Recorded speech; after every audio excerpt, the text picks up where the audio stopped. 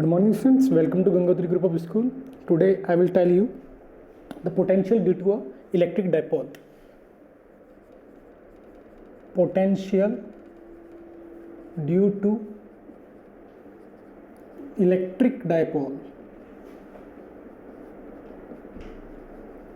इसकी बात आज करेंगे. देखें, मान लेते हैं कि मेरे पास ये एक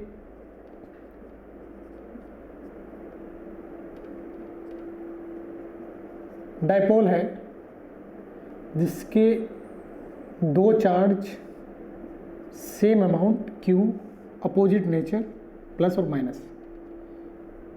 इससे सराउंडिंग में एक पॉइंट P लेता हूँ मैं. यहाँ पॉइंट P पर जो R डिस्टेंस पर है और इस P की डायरेक्शन आएगी ये 2QL, ये इसका मैग्नीट्यूड हो गया. डायरेक्शन आएगी ये जो मैंने दर्शा रखी है, ये डायरेक्शन है निगेटिव से पॉजिटिव की ओर.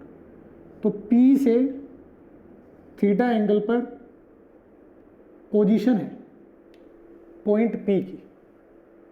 क्लियर? तो मुझे पॉइंट P पे यदि बताना है, ये ओरिजिन मान लेता हूँ सेंटर, तो पॉइंट P की लोकेशन वेक्टर हो जाएगा R. समझे? तो अगर मैं P पर पोटेंशियल बताना चाहता हूँ तो कुछ इस प्रकार से मैं कैलकुलेट करूँगा. पोटेंशियल दोनों चार्ज से पॉइंट P को मिला देता हूँ. ये डिस्टेंस R है, वेक्टर फॉर्म में भी लिख सकता हूँ. यहाँ आपको दिया जाएगा here R is greater than 2L. बहुत बड़ा है R, क्योंकि ये Q और Q बहुत ज़्यादा करीब होंगे, बहुत ज़्यादा करीब. R बहुत बड़ा आएगा. समझिए, मतलब Q, एक Q यहाँ है, एक Q यहाँ है, बस ऐसा समझेंगे आप. लेकिन फिगर अच्छा बने इसलिए मैं थोड़ा सेपरेट करके दिखा रहा हूँ आपको. अब मैं क्या करूँगा, यहाँ से परपेंडिकुलर इस पर ड्रॉ कर दूंगा और इस लाइन को ड्रॉ करते हुए पीछे यहाँ से परपेंडिकुलर इस पर ड्रॉ कर दूंगा. ये पॉइंट A, ये पॉइंट B और ये सेंटर पॉइंट C. ये A डैश आ जाएगा, ये B डैश आ जाएगा. समझे? अब मैं पॉइंट P का पोटेंशियल दोनों चार्ज की वजह से लिखूंगा. किसी भी पॉइंट का पोटेंशियल कैसे लिखते हैं? सराउंडिंग में हर एक चार्ज की वजह से KQ by AP plus K, ये आएगा माइनस, ये आएगा प्लस Q BP, ये आएगा पोटेंशियल. पॉइंट P का पोटेंशियल में कोई डायरेक्शन नहीं होती. A की वजह से माइनस KQ AP. AP को क्या लिख सकता हूं मैं? AP को लिख सकता हूं मैं A dash P plus KQ. BP को क्या लिख सकता हूं मैं? B dash P. क्यों, ऐसा क्यों बोला मैंने? AP is equal to A dash P and BP is equal to almost B dash P. अगर R बहुत बड़ा है, 12 छोटा है, मतलब यहां है आप, तो जब यहां परपेंडिकुलर डायरेक्शन डालेंगे और यहां डालेंगे तो AP length A dash P length, BP length B dash P length almost बराबर आएगी. समझे? इसको कंसिडर करते हुए अगर AB बहुत ज़्यादा क्लोज है C के तो आप ये पाएंगे. अब A डैश P कैसे लिख सकता हूं मैं? A dash P, A dash P लिखा जाएगा CP KQ CP प्लस ये लेंथ L है CB AC, AC बराबर CB बराबर L. ये आपको पता होना चाहिए. तो ये एंगल थीटा है तो ये एंगल थीटा आएगा, ये हो जाएगा L cos थीटा. यहां लिख देंगे L cos थीटा प्लस इसी प्रकार से ये KQ जो आएगा, ये आएगा PC या CP minus L cos theta. Point P का पोटेंशियल. अब इसको यहां लेके आता हूं. पॉइंट P का पोटेंशियल जो आएगा वो आएगा, KQ कॉमन ले लेते हैं, minus CP plus L cos theta plus CP plus L cos theta upon CP square minus L cos theta square. CP क्या है? CP है R, तो ये वैल्यू पुट कर देता हूं यहां मैं, आर आर आर, इस आर से ये आर गया। अब इसमें देखो R square minus L cos square theta को मैं ऑलमोस्ट लिख सकता हूँ आर स्क्वायर, क्योंकि एल कॉस थीटा बहुत ज़्यादा छोटी क्वांटिटी है आर स्क्वायर के रिस्पेक्ट में।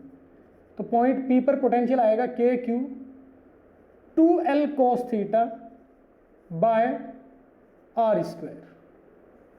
अब इसको और अच्छे से लिख लेते हैं, पॉइंट पी का पोटेंशियल के 2QL, और 2QL क्या है P, तो KP cos theta by R square, ये आएगा पोटेंशियल पॉइंट P का।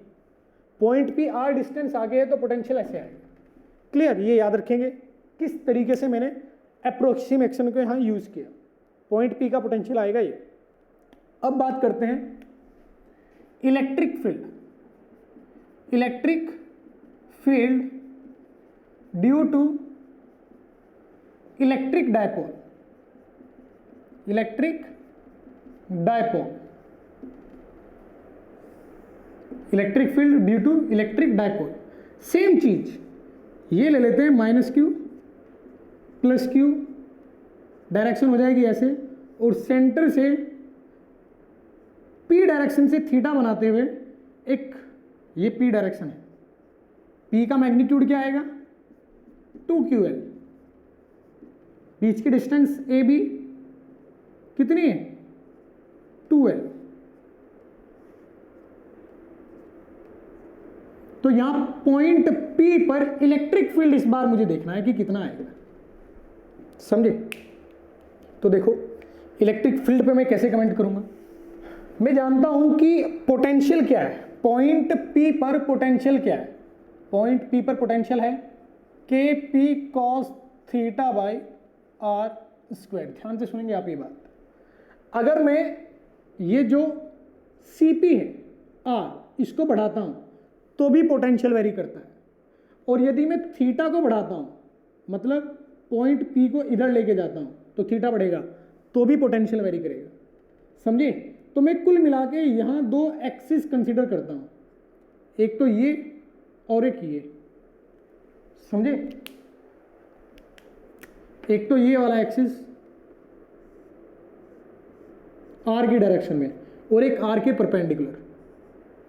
मैं अगर पॉइंट P से ऊपर की ओर जाता हूं तो आर बढ़ेगा तो वी वेरी करेगा, और पॉइंट P से इधर जाता हूं तो एंगल बढ़ेगा थीटा, तो भी वीपी वेरी करेगा। तो कुल मिला के मैं यहां ये बोलूंगा VP is a function of R comma theta. ये दिख रहा है मेरे को।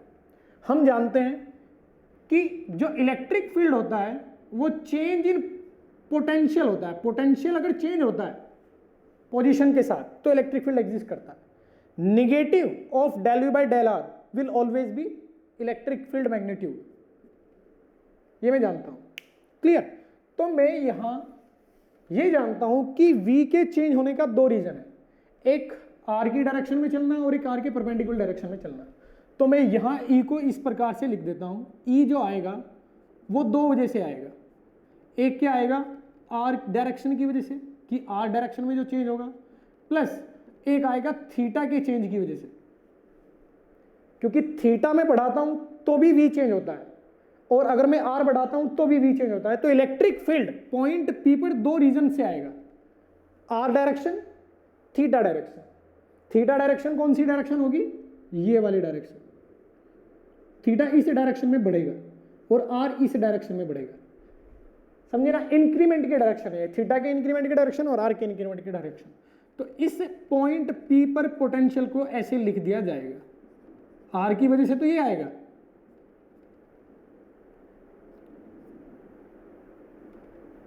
मोड ही नहीं लगाते हैं अभी, किस डायरेक्शन में, R की डायरेक्शन में, डेल R, समझिए ना। R के रेस्पेक्ट में डिफरेंशिएशन तो R के डायरेक्शन में इलेक्ट्रिक फील्ड मिलेगा, प्लस माइनस डेल V। अब थीटा, अगर मैं del V by del theta लिखता हूं तो ये तो कुछ नहीं होगा, क्योंकि minus del V by del theta कुछ नहीं होता है, समझे, कुछ भी नहीं होता है। अब मैं इस डायरेक्शन में देख लेता हूं कि मैं यहां से यहां गया, थोड़ा सा इतना चला मैं, और इस लेंथ को मैं dx कह देता हूं, समझे? तो इस लेंथ को देखो आप कैसे लिख सकते हो, ये लेंथ आप ऐसे लिख सकते हो कि यदि ये इंक्रीमेंट डी थीटा है, यहां से यहां जाने पर थीटा में कुछ इंक्रीमेंट आएगा, मान लेते हैं वो डी थीटा है, तो ये लेंथ लिखी जाएगी आर डी थीटा। तो इस डायरेक्शन में इलेक्ट्रिक फील्ड आप ऐसे लिखोगे, किसके? थीटा की डायरेक्शन में, और यहां dx क्या है? R D theta. तो कुल मिला के आप यहां पुट कर देंगे। अब फाइनली आप इन दो चीजों को कैलकुलेट करोगे, एक तो ये और एक ये दो चीजें आप कैलकुलेट करोगे तो पॉइंट पी पर आपको इलेक्ट्रिक फील्ड पता चल जाएगी। अब इलेक्ट्रिक फील्ड एक तो इस डायरेक्शन में आएगी, वो कौन आएगी? ई आर की वजह से, और एक आएगी इस डायरेक्शन में, ये किसकी वजह से आएगी? ये ई थीटा की वजह से आएगी। क्लियर? अब इन दोनों को अलग अलग कैलकुलेट करते हैं। ये minus del VP by del R जो आएगा, इसी को मैं क्या बोलूंगा? ई आर की वजह से इलेक्ट्रिक फील्ड, जो ये लिखा हुआ है अमाउंट, ये अमाउंट कंप्लीटली बराबर कर देते हैं। मैग्नीट्यूड निकालते हैं सिर्फ, डायरेक्शन तो बाद में ऐसे लिख दूंगा मैं। ये जो कैप है, ये कैप क्या होता है? डायरेक्शन प्रदर्शित करता है। ये क्या बता रहा है? आर की डायरेक्शन में। ये क्या बता रहा है? थीटा की डायरेक्शन में। तो मैग्नीट्यूड निकालते हैं, क्या आएगा? K P cos theta by R cube, 2 बाहर आ जाएगा। डिफ्रेंशिएट अगर इसको मैं करता हूँ आर की रेस्पेक्ट में, ये लिखा हुआ है आर की पावर -2, सब constant, K P cos theta constant, R के रेस्पेक्ट में कर रहा हूँ, आर की पावर -2 में -2 आगे -1 आएगा तो 3 नीचे आ जाएगा, ये आया।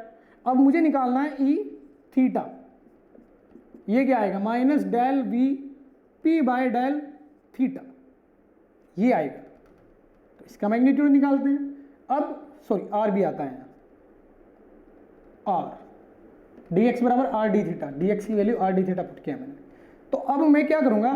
थीटा के रेस्पेक्ट में इसको डिफ्रेंशिएट करता हूं। 1/r बाहर आएगा, माइनस एक माइनस ये है, एक माइनस डिफ्रेंशिएशन की वजह से आएगा तो ये प्लस हो जाएगा, डिफ्रेंशिएशन की वजह से माइनस आएगा, एक माइनस फॉर्मूले की वजह से प्लस आ जाएगा, समझे? तो ये फॉर्मूले वाला माइनस मैंने यहाँ लिख दिया -1। अब मैं थीटा की वजह से करता हूं तो K P by R square into cos theta का डिफ्रेंशिएशन होता है माइनस साइन थीटा,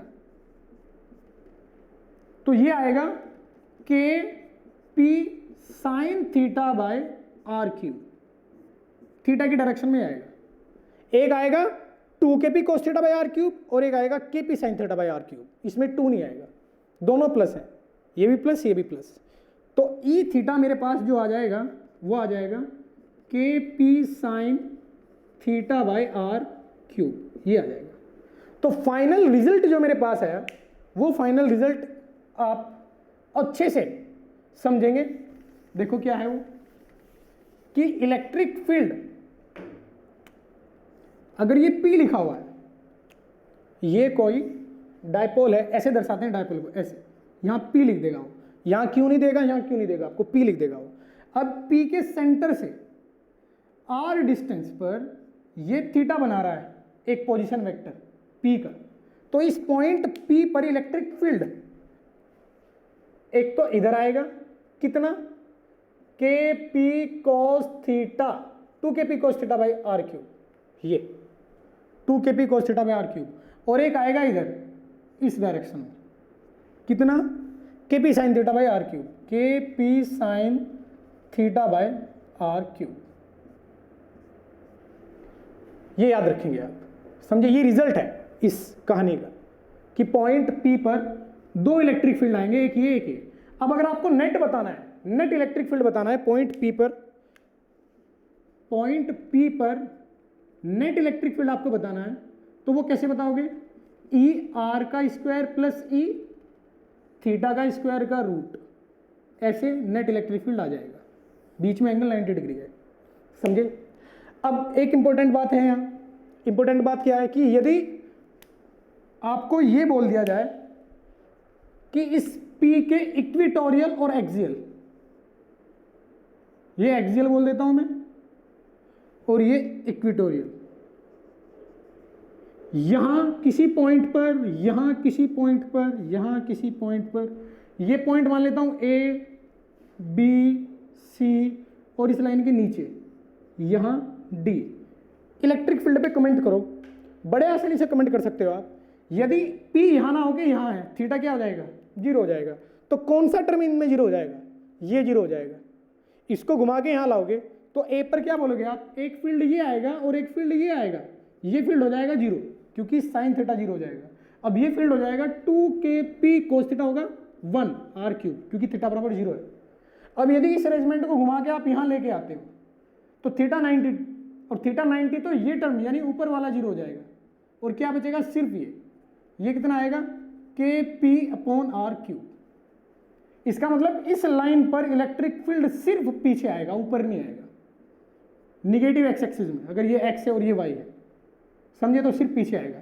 अब यहां बात करोगे आप, इसको पूरे को घुमा के ऐसे यहां लेके आता हूं तो एक कैसे आएगा टर्म ऐसे और एक कैसे आएगा ऐसे, थीटा हो जाएगा पाई और थीटा पाई होगा तो ये टर्म आएगा निगेटिव -2kp, मतलब डायरेक्शन आएगी इधर, आनी क्या चाहिए इधर, लेकिन माइनस आ जाएगा तो इधर आएगी 2kp/r क्यूब और साइन पाई होता है जीरो, ये आएगा जीरो।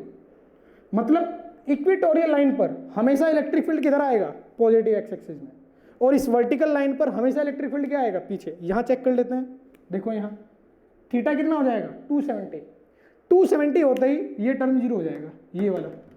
इसको पूरे को घुमा के नीचे लाओगे तो एक नीचे आएगा और एक आगे आएगा। एक तो कैसे आएगा नीचे और एक आएगा इधर, दोनों में 270 पुट करो, इधर 270 ये तो आ जाएगा जीरो, यानी इधर कुछ नहीं आएगा। अब इधर 270 पुट करोगे तो 270 इधर पुट करोगे तो आएगा -kp/r क्यूब, यानी इस डायरेक्शन का अपोजिट, यानी पीछे इधर आएगा इलेक्ट्रिक फील्ड। तो ये आप सोचेंगे जो मैंने भी बताया, कैसे बताया, वर्टिकल लाइन पर हमेशा पीछे और हॉरिजॉन्टल लाइन पर हमेशा आगे इलेक्ट्रिक फील्ड, और रैंडमली आप किसी भी पॉइंट पे बता सकते हो इस सराउंडिंग में, समझे। अब आपको क्या करना है, आपको इमेजिन करना है कि इस डायपोल के लिए इक्विपोटेंशियल लाइन और इक्विपोटेंशियल सरफेस क्या होगा। इसके लिए इक्विपोटेंशियल लाइन और इक्विपोटेंशियल सरफेस की शेप क्या होगी इस डायपोल के लिए, इसके सराउंडिंग में, समझे ना।